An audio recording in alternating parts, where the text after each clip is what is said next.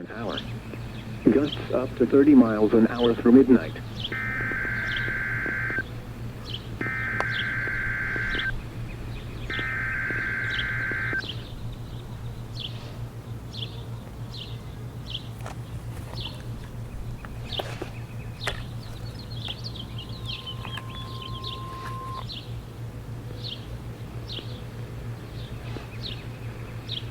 This is a test of the National Weather Service NOAA Weather Radio All Hazards Warning Alarm System in support of the tornado drill for Severe Weather Awareness Week in Minnesota.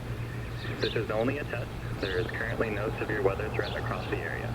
As part of this test tornado drill, dispatchers are encouraged to share this message to test emergency communication capabilities and activation procedures. All schools, businesses, hospitals, law enforcement, and other agencies are urged to test their severe weather emergency communications and sheltering plans. Think about where you would seek shelter right now if a tornado warning were issued for your location. This concludes the evening test tornado drill in support of Severe Weather Awareness Week in Minnesota. We now return to regular programming.